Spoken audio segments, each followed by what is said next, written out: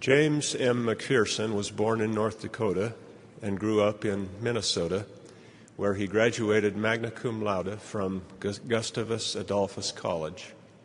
He pursued doctoral study at Johns Hopkins University and had a distinguished academic career at Princeton University, where he now holds the position of George Henry Davis 86 Professor Emeritus of American History. Dr. McPherson has written 16 books and edited another dozen, mostly on the era of the American Civil War and Reconstruction. Although historians had been writing about the Civil War for decades, Dr. McPherson's writings broke new ground in exploring the complexities of the war while including narratives that made it appealing to the American public. Several of his books have received distinctive recognition, most notably the Pulitzer Prize for Battle Cry of Freedom, the Civil War Era, and the Lincoln Prize for his work For Cause and Comrades, Why Men Fought in the Civil War. Dr. McPherson has received several other awards, including the Pritzker Prize for Lifetime Achievement in Military Writing. He has served as president of the Society of American Historians and the American Historical Association. Please join me in welcoming Dr. James McPherson to Brigham Young University.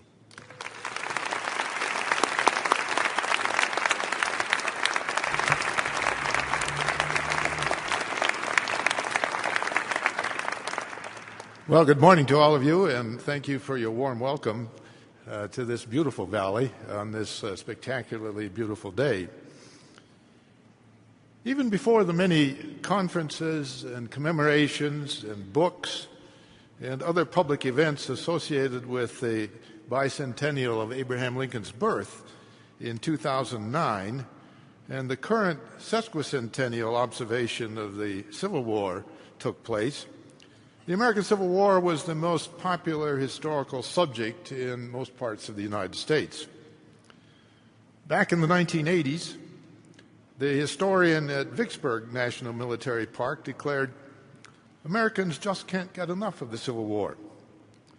A bookstore owner in Falls Church, Virginia said, also in the 1980s, "For the last 2 years, Civil War books have been flying out of here.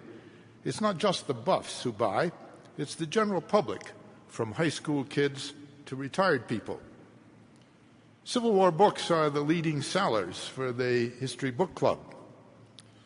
Back in 1990, some 30 million viewers watched the Ken Burns 11 hours of television documentary on the Civil War, and rebroadcasts during the past 20 years have lifted that number at least to 50 million in the United States and abroad. It is said that some 40,000 Americans are Civil War reenactors who reenact Civil War battles before thousands of spectators every year at or near where they took place 150 years ago. What accounts for this intense interest in that fratricidal conflict that almost tore the country apart? An interest that is even greater now during these years during which we will observe the 150th anniversary of the war's main events. First, perhaps, was the sheer size of the conflict, fought not in some foreign land thousands of miles away, as most American wars have been, but on battlefields ranging from Pennsylvania to New Mexico and from Florida to Kansas. Hallowed ground that Americans can visit and do visit, numbering in the millions today. Then there is the drama and the tragedy of the war's human cost. At least 620,000 soldiers, plus an unknown number of civilians who lost their lives in that war. To help you understand the immensity of that figure, it was 2% of the American population in 1860. If 2% of Americans were to be killed in a war fought today, when the country is 10 times the population it was then, the number of American war dead would be more than 6 million. Or to take another statistic, 23,000 Union and Confederate soldiers were killed, wounded, or missing in a single day at the Battle of Antietam on September 17, 1862. That was nearly 4 times the number of American casualties on another famous single day in American history, D-Day, June 6, 1944. The human cost of the Civil War cast a long shadow forward in our history and continues to horrify us, but also solemnly to impress us today, 150 years later. Then there are the larger-than-life, near mythical individuals on both sides whose lives and careers continue to fascinate us today.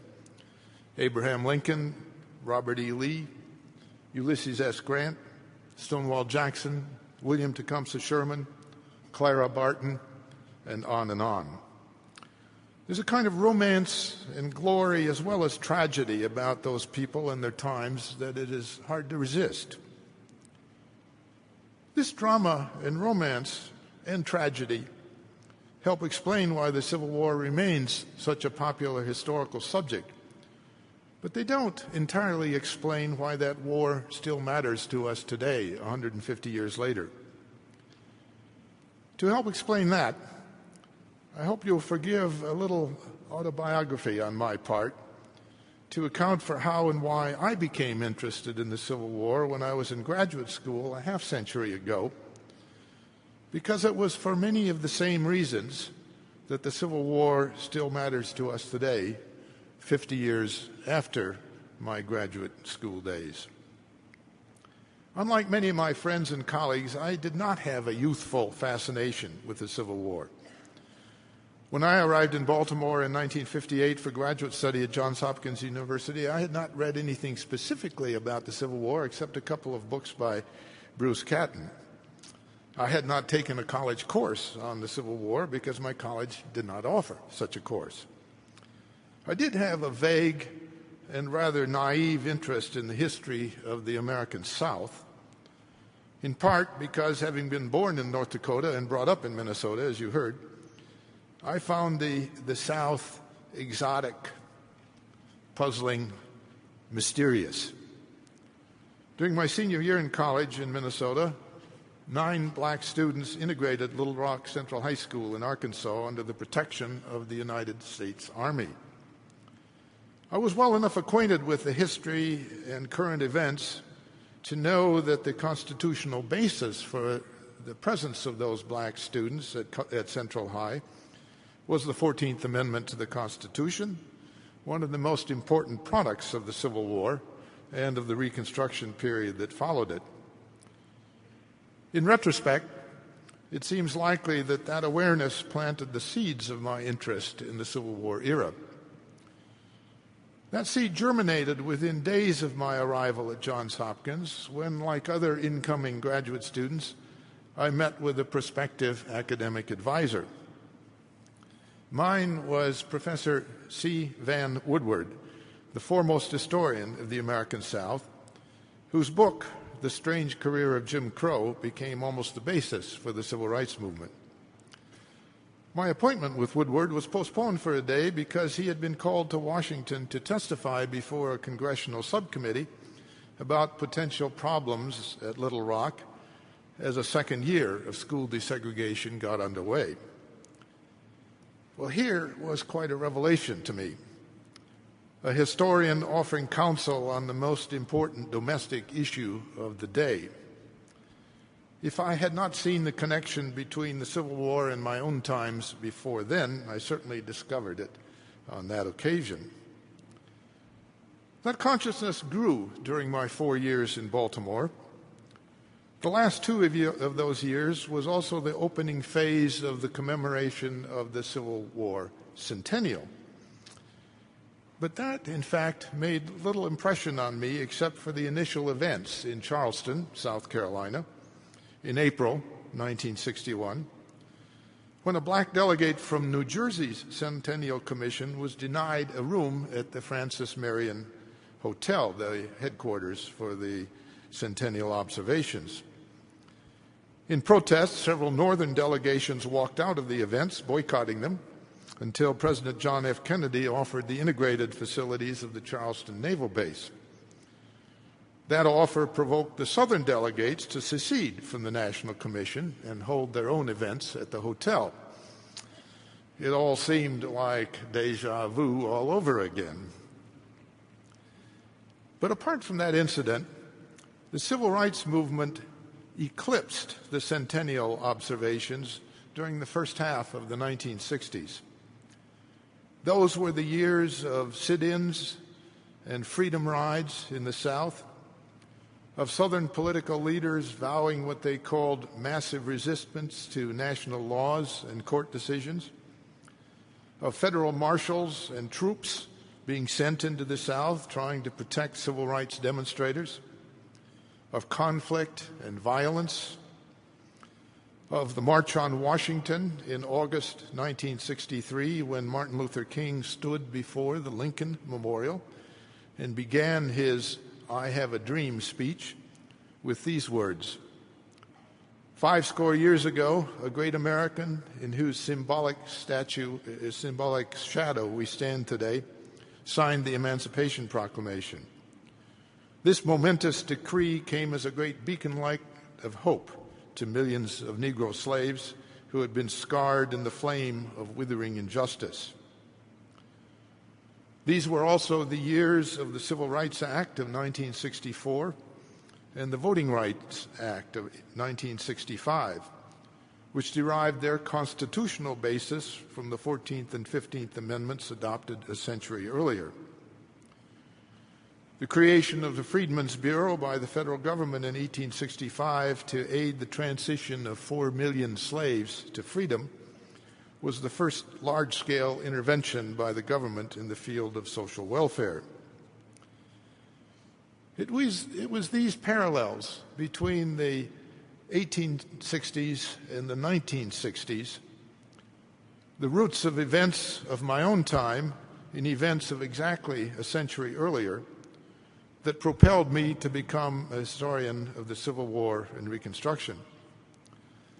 I became convinced that I could not fully understand the issues and events of my own time unless I learned about their roots in the era of the Civil War. Slavery and its abolition, the conflict between North and South, the struggle between state sovereignty and the federal government, the role of government in social change, and the resistance to both government and to social change. Those issues are as salient and controversial today, in many ways, as they were in the 1960s, not to mention the 1860s. Today, we have an African American president of the United States, which would not have been possible without the civil rights movement of a half century ago, which in turn would not have been possible without the events of the Civil War and Reconstruction era. Many of the issues over which the Civil War was fought still resonate today. Matters of race and citizenship, regional rivalries, the relative powers and responsibilities of federal, state, and local governments. The first section of the 14th Amendment, which among other things conferred American citizenship on anyone born in the United States, has become controversial today because of growing concern about illegal immigration.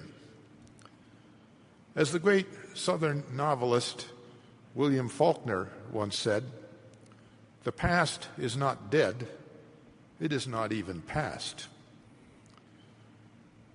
Well, let's take a closer look at some of those aspects of the Civil War that are neither dead nor past.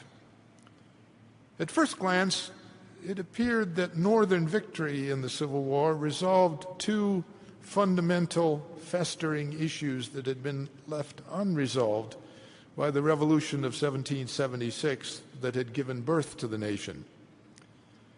First, whether this fragile Republican experiment called the United States would survive as one nation, indivisible. And second, whether the house divided would continue to endure half slave and half free. both of those issues had remained open questions until 1865. Many Americans in the early decades of the country's history were concerned, even obsessed, about whether the nation would break apart. Republics throughout history had risen and fallen, collapsed, broken apart. Many European conservatives predicted that the same thing would happen to the United States. Some Americans advocated the right of secession and periodically threatened to invoke it. 11 states did invoke it in 1861. But since 1865, no state or region has seriously threatened secession, not even during the decade of so-called massive resistance to desegregation from 1954 to 1964. When I say no state or region or person has seriously threatened secession, I don't mean to deny that some groups and individuals have indeed threatened secession, but how serious they are is sometimes open to question. For example, the current governor of Texas, who has openly asserted his state's right to secede, but somewhat inconsistently is now running for the Republican nomination for President of the United States. By the 1850s, the United States, which had been founded on a charter that declared all men created equal with an equal title to liberty, had become the largest slaveholding country in the world, making a mockery of this country's professions of freedom and equal rights. As Abraham Lincoln put it in a speech in 1854, the monstrous injustice of slavery deprives our Republican example of its just influence in the world, enables the enemies of free institutions with plausibility to taunt us as hypocrites. But with the Emancipation Proclamation in 1863 and the 13th Amendment to the Constitution in 1865, that particular monstrous injustice and hypocrisy existed no more. Yet the legacy of slavery in the form of racial discrimination and prejudice long plagued the United States and hasn't entirely disappeared 150 years later. In the process of preserving the Union of 1776 while purging it of slavery, the Civil War also transformed it. Before 1861, the words United States were a plural noun. The United States have a republican form of government. Since 1865, the United States is a singular noun. The United States is a world power. The North went to war to preserve the Union. It ended by creating a nation. This transformation can be traced in Lincoln's most important wartime addresses. His first inaugural address in 1861 contained the word Union 20 times and the word nation not once. In Lincoln's first message to Congress on July 4th, 1861, he used the word Union 32 times and nation only 3 times. In his famous public letter to Horace Greeley of August 22nd, 1862, concerning slavery in the war, Lincoln spoke of the Union 8 times and the nation not at all. But in the brief Gettysburg Address 15 months later, he did not refer to the Union at all, but used the word nation 5 times. And in the second inaugural address, looking back over the trauma of the past 4 years, Lincoln spoke of one side seeking to dissolve the Union in 1861 and the other side accepting the challenge of war to preserve the nation.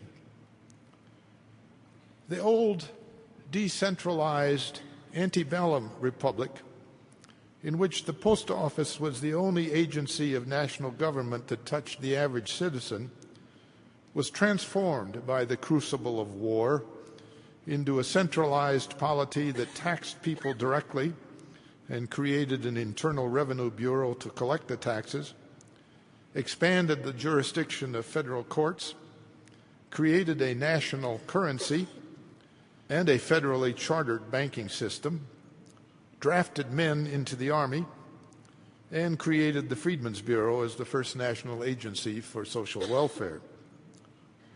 11 of the first 12 amendments to the Constitution had limited the powers of the national government. Most of them contained some form of the words that the federal government shall not have certain powers.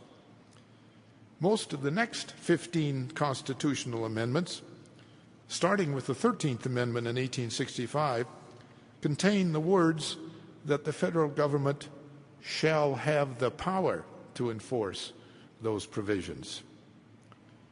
The first three of the post-Civil War constitutional amendments transformed 4 million slaves into citizens and voters within 5 years, the most rapid and fundamental transformation in American history, even if the nation did backslide on part of this commitment for 3 generations after 1877. From 1789 to 1861, a Southern slaveholder was President of the United States for 2/3 of those years. 2/3 of the speakers of the House and presidents pro tem of the Senate were also Southerners. 20 of the 35 Supreme Court justices during that period had been from slave states, which always had a majority on the Supreme Court before 1861. But after the Civil War, a century passed before another resident of a Southern state was elected president, Lyndon Johnson, in 1964.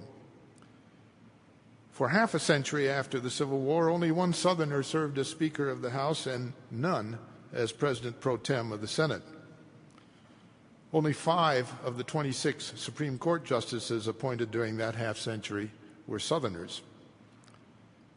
The institutions and ideologies of a plantation society and a slave system that had dominated half of the country before 1861 and sought to dominate more went down with a great crash in 1865 and were replaced by the institutions and ideology of free labor, entrepreneurial, democratic capitalism.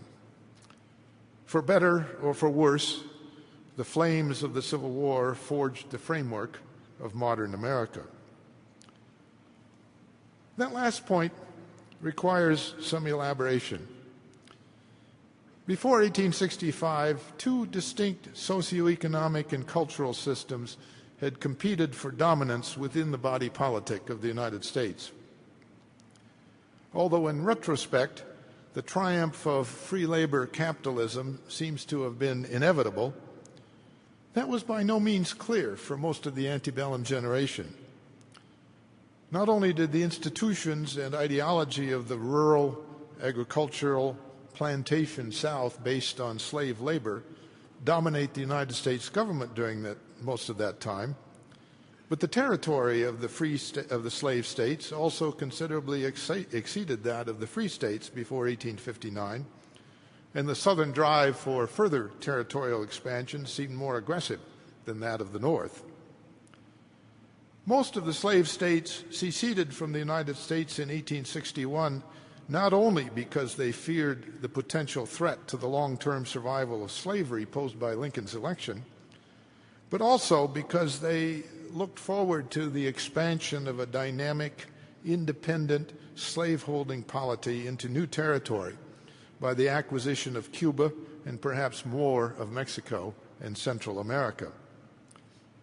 If the Confederacy had prevailed in the 1860s, it's quite possible that the emergence of the United States as the world's leading industrial as well as agricultural producer by the end of the 19th century and as the world's most powerful nation in the 20th century might never have happened. That it did happen is certainly one of the most important legacies of the Civil War, not only for America, but also for the world. At the same time, however, the Civil War had left the South impoverished, its agricultural economy in shambles, and the freed slaves in a limbo of second-class citizenship after the failure of Reconstruction in the 1870s to fulfill the promise of civil and political equality embodied in the 14th and 15th Amendments to the Constitution. Those amendments remained in the Constitution, however, and the legacy of national unity, a strong national government, and a war for freedom inherited from the triumph of the 1860s was revived again in the civil rights movement of the 1960s, which finally began the momentous process of making good on the promises of a century earlier. Even though many white Southerners for generations lamented the cause they had lost in 1865, indeed, mourned the world they had lost, a world they romanticized into a vision of moonlight and magnolias, white as well as black Southerners are today probably better off because they lost that war than they would have been if they had won it. And some of them might even admit as much. No single word better expresses what Americans believe their country has stood for from 1776 right down to the present than the word liberty. The tragic irony of the Civil War is that both sides profess to fight for the heritage of liberty bequeathed to them by the Founding Fathers. North and South alike in 1861 wrapped themselves in the mantle of 1776. But each side interpreted that heritage in opposite ways. And at first, neither side included the slaves in the vision of liberty for which they professed to fight. But the slaves did, and by the time of Lincoln's Gettysburg Address in 1863, the North fought not merely for the liberty bequeathed to them by the founders, but also for that new birth of freedom Lincoln invoked at Gettysburg. These multiple and varying meanings of liberty and how they dissolved and reformed in kaleidoscopic patterns during the war provide the central meaning of the war for the American experience right on down to the present. Let's take a look at those various meanings.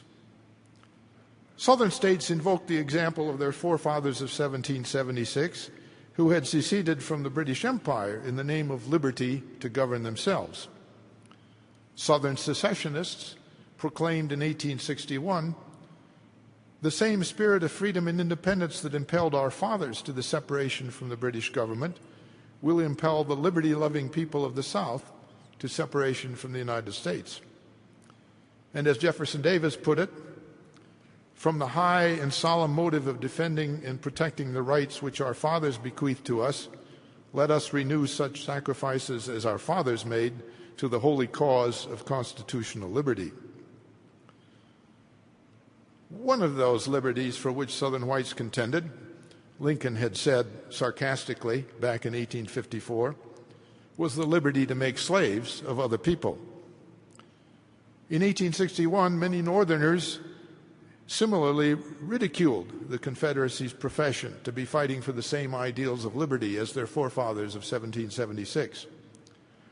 That, said the anti-slavery poet and journalist William Cullen Bryant, that was a libel upon the whole character and conduct of the men of 76.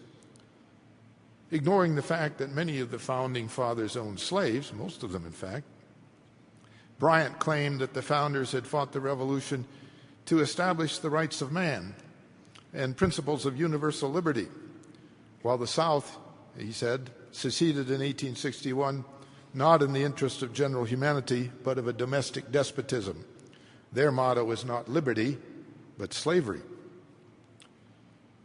In 1864, right in the middle of the war, Lincoln, as he often did, used a parable to make an important point. In this case, a point about the multiple meanings of liberty. He did so in a speech in Baltimore, in a slave state that had remained in the Union and was even then engaged in bitter debates about a state constitutional amendment to abolish slavery in Maryland. which, by the way, narrowly passed later that year. The world has never had a good definition of the word liberty, and the American people just now are much in want of one, Lincoln said on this occasion. We all declare for liberty, but in using the same word, we do not all mean the same thing.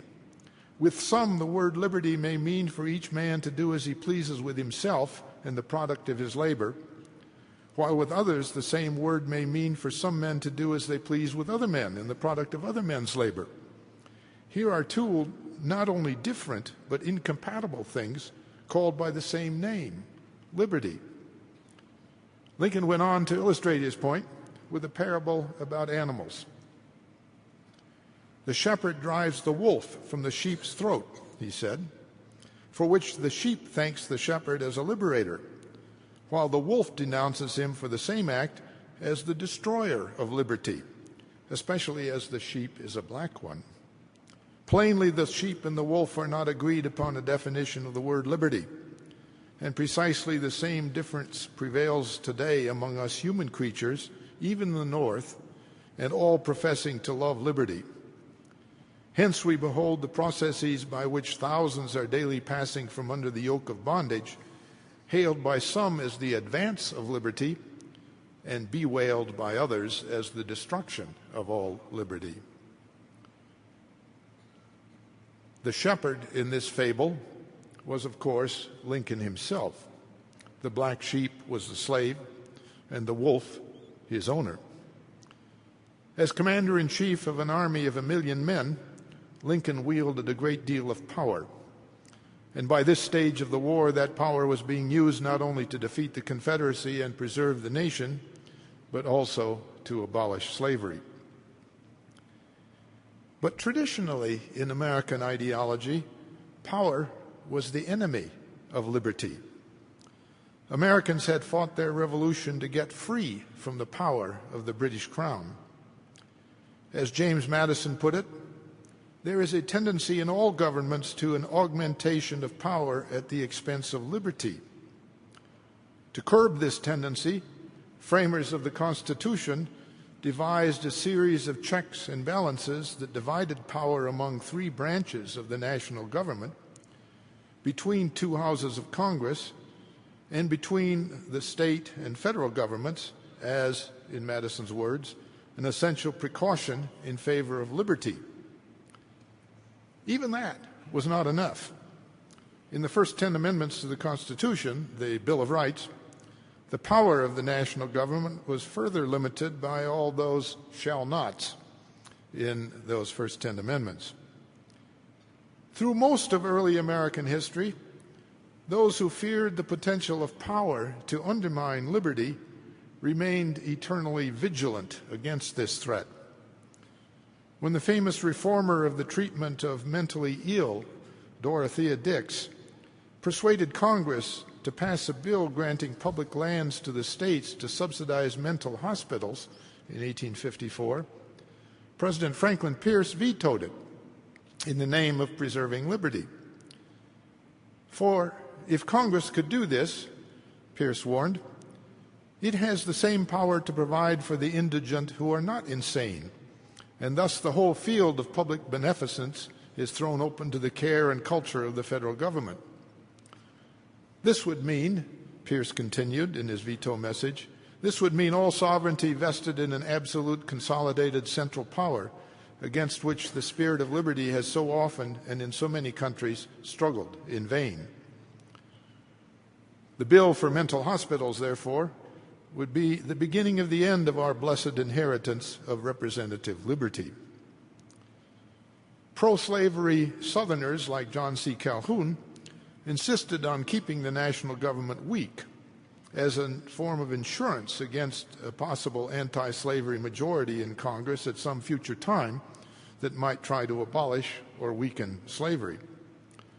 State sovereignty, or states' rights, was a bulwark against this potential anti-slavery majority. The most extreme manifestation of state sovereignty, of course, was secession, in the name of the liberty of southern states and the southern people to reject the federal government and form their own pro-slavery nation. If this version of liberty was to be used to destroy the United States, most Northerners concluded during the Civil War, then it was time to take another look at the meaning of liberty. To help us understand this change in attitude toward the meaning of liberty, we can turn to the definitions offered by the famous 20th century British philosopher Isaiah Berlin in a famous essay titled Two Concepts of Liberty. The two concepts are negative liberty and positive liberty. The idea of negative liberty is perhaps more familiar. It can be defined as the absence of restraint, a freedom from interference by outside authority with individual thought or behavior. Laws requiring motorists to wear seatbelts or motorcyclists to wear helmets would be, under this definition, to prevent them from enjoying the liberty to choose not to wear seatbelts or helmets. Negative liberty, therefore, can be described as freedom from.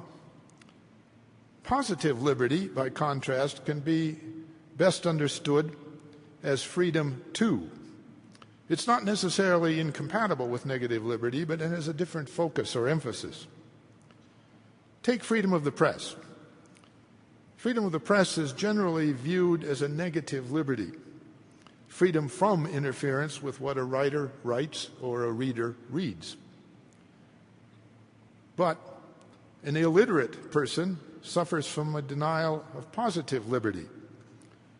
He's unable to enjoy the freedom to write or read whatever he pleases, not because some authority prevents him from doing so, but because he cannot read or write at all.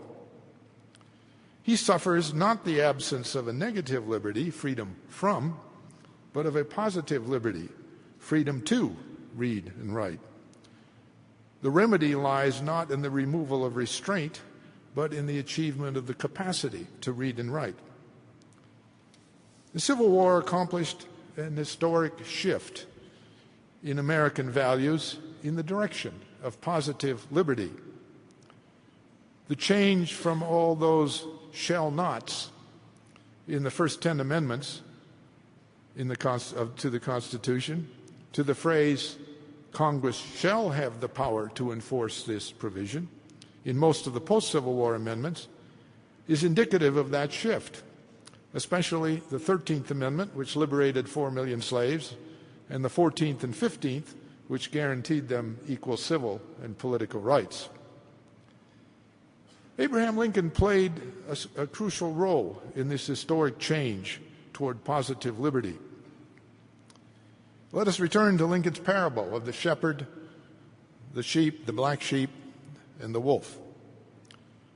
The shepherd drives the wolf from the sheep's throat, for which the sheep thanks the shepherd as a liberator. Here's Lincoln the shepherd using the power of government and the army to achieve a positive liberty for the sheep. But the wolf was a believer in negative liberty, for to him the shepherd was, as Lincoln put it, the destroyer of liberty, especially as the sheep is a black one. Positive liberty is an open-ended concept. It has the capacity to expand toward notions of equity, justice, social welfare, equality of opportunity. For how much liberty does a starving person enjoy except the liberty to starve? How much freedom of the press can exist in a society of illiterate people? How free is a motorcyclist who is paralyzed for life by a head injury that might have been prevented if he had worn a helmet? With the new birth of freedom invoked by Lincoln at Gettysburg, he helped to move the nation toward an expanded and open-ended concept of positive liberty. On the side of the Union, Lincoln said on another occasion, on the side of the Union, this war is a struggle for maintaining in the world that form and substance of government whose leading object is to elevate the condition of men, to lift artificial weights from all shoulders, to clear the paths of laudable pursuit for all, to afford all an unfettered start and a fair chance in the race of life. Of course, the tension between negative and positive liberty did not come to an end with the Civil War. That tension has remained a constant in American political and social philosophy. In recent years, with the rise of the Tea Party and other small government or anti-government movements in our politics, there has been a revival of negative liberty. The next presidential election might pit the concepts of positive and negative liberty against each other more clearly than in any other recent election. How that might play out in the midst of our sesquicentennial observations of the Civil War remains to be seen. In any case, it is yet another example of why the Civil War still matters. Thank you.